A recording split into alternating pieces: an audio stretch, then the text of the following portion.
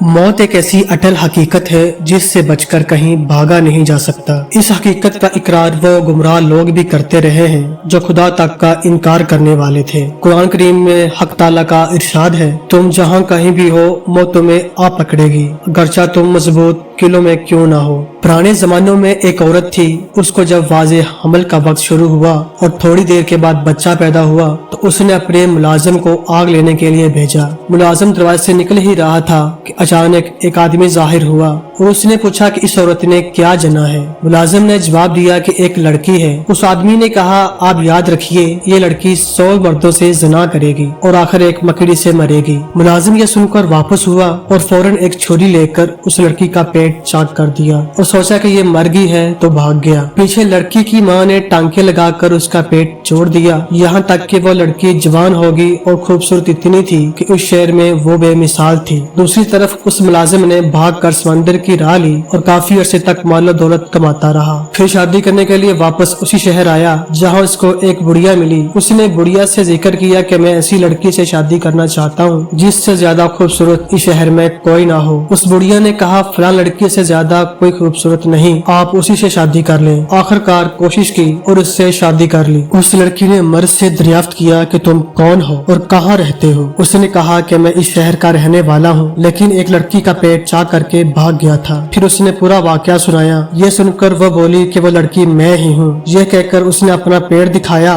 जिस पर निशान मौजूद था। ये देखकर उस मर्द ने कहा, अगर तुम वही लड़की हो तो तेरे मुतालिक 2 बातें बतलाता हूँ। एक ये कि तू 100 मर्दों से ज़िना करेगी। उस पर औरत ने इकरार किया कि हाँ मुझसे ऐसा हुआ है, लेकिन तादाद याद नहीं। मर्द ने कहा कि तादाद 100 है। दूसरी बात यह है कि तुम मकड़ी से मरेगी। मर्द ने उसके लिए एक आलीशान महल तैयार करवाया जिसपे मकड़ी के जाले का नाम तक न था। एक दिन उसमें लेटे हुए थे कि दीवार पर एक मकड़ी नजर आई। औरत बोली कि यही मकड़ी है जिससे तुम मुझे डराते हो। मर्द ने कहा हाँ। इस पर फौरन उठी और कहा कि इसको तो मैं फौरन मार दूंगी। ये कहकर उसने मकड़ी को नीचे गिरा दिया और पाँव से मसल कर हिलाक कर दिया। मकड़ी तो हलाक होगी, लेकिन उसके जहर के छींटे उसके पाँव और नाखूनों पर पड़ गए जो इसकी मौत का पैगाम बन गए।